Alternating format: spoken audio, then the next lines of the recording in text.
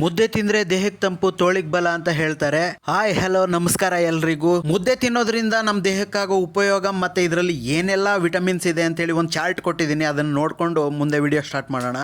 ಏನೆಲ್ಲ ನ್ಯೂಟ್ರಿಯೆಂಟ್ಸ್ ಇದೆ, ಕ್ಯಾಲರೀಸ್ ಇದೆ ಅಂತೇಳಿ ವಿಡಿಯೋನ ಪಾಸ್ ಮಾಡಿ ಒಂದ್ಸರಿ ನೋಡ್ಕೊಳ್ಳಿ. ಇದರಲ್ಲಿ B vitamins, vitamin C and E ನಿಮ್ಮ ಬಾಡಿಗೆ ಏನೆಲ್ಲ ಅವಶ್ಯಕತೆ ಎಲ್ಲ ಇದೆ ಇದರಲ್ಲಿ. ನಿಮಗೆ ಬೆಸ್ಟ್ ಎಕ್ಸಾಂಪಲ್ ಕೊಡಬೇಕು ಅಂದರೆ ಮಾಜಿ ಪ್ರಧಾನಿ HD ದೇವೇಗೌಡ ಅವರು ಇವತ್ತಿಗೂ ಕೂಡ ಆಕ್ಟಿವ್ ಇದ್ದಾರೆ ಅಂತ ಹೇಳಿದ್ರೆ ಅವರು ಪ್ರತಿದಿನ ಮುದ್ದೆನ ಸೇವನೆ ಮಾಡ್ತಾರೆ. ನಾವೆಲ್ಲ ಬೆಳಿಗ್ಗೆ ಟಿಫನ್ಗೆಲ್ಲ ಮುದ್ದೆನೇ ತಿಂತೀವಪ್ಪ. ಮತ್ತೆ ನೀವು ಈಗ ಟೈಮ್ ವೇಸ್ಟ್ ಮಾಡದೇ ಇರ್ತಾರ, ಮೊದಲು ಸಾಂಬಾರು ಮಾಡ್ಕೊಂಡ್ಬಿಡೋಣ, ಆಮೇಲೆ ಮುದ್ದೆ ಮಾಡೋಣ. ಸಾಂಬಾರ್ಗೆ ಮಸಾಲೆನ ರೆಡಿ ಮಾಡ್ಕೊಳ್ಳೋಕ್ಕೆ ನಮ್ಮ ಮುಂಚೆ ನಿಮ್ಮ ಕೈಯಲ್ಲಿ ಒಂದು ಇಡೀ ಬೇಳೆನ ತಗೊಂಡು ಚೆನ್ನಾಗಿ ತೊಳ್ಕೊಂಡು ಒಂದು ಪಾತ್ರೆಯಲ್ಲಿ ಹಾಕಿ ಉಪ್ಪು ಹಾಕಿ ಅದನ್ನು ಚೆನ್ನಾಗಿ ಬೇಯಿಸ್ಕೊಳ್ಳಿ. ತಣ್ಣಗಾಗೋವರೆಗೂ ಸ್ವಲ್ಪ ಆರಕ್ಕಿಡಿ, ಯಾಕೆಂದರೆ ಮಸಾಲೆ ಜೊತೆ ರುಬ್ಕೋಬೇಕಾಗಿರೋದ್ರಿಂದ ತಣ್ಣಗಾಗಬೇಕು.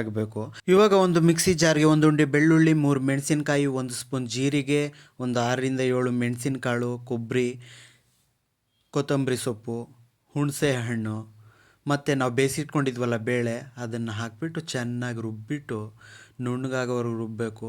ಅದನ್ನು ಒಂದು ಪಾತ್ರೆಯಲ್ಲಿ ಹಾಕ್ಕೊಂಡು ಚೆನ್ನಾಗಿ ತಿರುಗಬೇಕು. ಯಾವ ಥರ ಅಂತ ಅಂದರೆ ಪಕ್ಕದ ಮನೆ ಮುನಿಯಮ್ಮ ಬಂದು ನಿಂತ್ಕೊಂಡು ನೋಡಬೇಕು, ಆ ಥರ. ರುಚಿಗೆ ತಕ್ಕಷ್ಟು ಉಪ್ಪನ್ನು ಹಾಕ್ಕೊಂಡು 15ರಿಂದ 20 ನಿಮಿಷ ಚೆನ್ನಾಗಿ ಬೇಯಿಸ್ಕೊಳ್ಳಿ, ಓಕೆನಾ? ಚೆನ್ನಾಗಿ ಬೇಯಿಸಿದರೆ ಈ ಸಾಂಬಾರಿನ ಪರಿಮಳ ಹಾಗೆ ಮೂಗಿ ಬಂದು ಹೊಡೆಯುತ್ತೆ. ಯಾವುದೇ ಸಾಂಬಾರು ಮಾಡಿದರೂ ಪರಿಮಳ ಬೀರಲ್ಲ. ಇದನ್ನು ಒಂದು ಸರಿ ಟ್ರೈ ಮಾಡಿ, ಆಯಿಲ್ ಹಾಕದೆ ಮಾಡಿ, ಓಕೆನಾ? ನಾನು ಹೆಂಗೆ ಮಾಡಿದ್ದೀನಿ ಹಾಗೆ.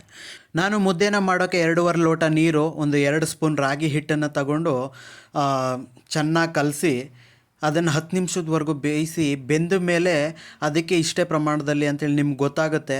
ಆ ಹಿಟ್ಟನ್ನು ಹಾಕ್ಕೊಳ್ಳಿ. ಜಾಸ್ತಿನೂ ಆಗಬಾರ್ದು, ಕಡಿಮೆನೂ ಆಗಬಾರ್ದು. ಕಡಿಮೆ ಆದರೆ ಹಿಟ್ಟು ತೆಳುವಾಗುತ್ತೆ, ನುಂಗೋಕ್ಕಾಗಲ್ಲ, ಮುದ್ದೆನೂ ಮಾಡೋಕ್ಕೆ ಬರೋಲ್ಲ, ಹೆಂಗೆಂಗೋ ಆಗಿಬಿಡುತ್ತೆ. ಮುದ್ದೆನ ತಿರುಗೋದು ಒಂದು ಕಲೆ. ಮುದ್ದೆನೂ ತಿರುಗೋಕ್ಕೂ ಮುದ್ದೆ ತಿಂದ್ರೇ ಶಕ್ತಿ ಬರೋದು. ಚೆನ್ನಾಗಿ ಗಂಟಾಗದಿರೋ ಥರ ಚೆನ್ನಾಗಿ ತಿರುಗಿ. ಈಗ ಒಂದು ಪ್ಲೇಟಲ್ಲಿ ತುಪ್ಪ ಹಾಕ್ಕೊಂಬಿಡಿ. ಈಗ ಬೆಂದಿರೋವಂಥ ಮುದ್ದೆನ ಬೀಳು ನೋಡಿ. ಮುದ್ದೆ ರೆಡಿಯಾಗಿದೆ.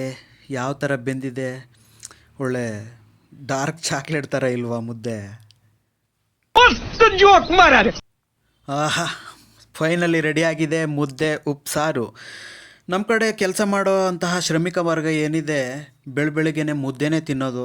ಮುದ್ದೆ ತಿಂದ್ರೇ ಸಂಜೆ ಗಂಟ್ಲು ಕೆಲಸ ಮಾಡೋಕ್ಕಾಗೋದು. ಈ ಮುದ್ದೆನ ಉಪ್ಸಾರು ನಮ್ಮ ಅಜ್ಜಿ ಮಾಡಿರೋ ಗೊಡ್ಗಾರದಲ್ಲಿ ತಿನ್ನೋಕ್ಕೆ ತುಂಬ ಚೆನ್ನಾಗಿರುತ್ತೆ. ನನ್ನ ಚಾನಲ್ನ ಸಬ್ಸ್ಕ್ರೈಬ್ ಮಾಡ್ಕೊಳ್ಳಿ, ಲೈಕ್, ಶೇರ್, ಕಮೆಂಟನ್ನು ಮಾಡಿ. ಮತ್ತೆ ಸಿಗೋಣ, ಓಕೆನಾ?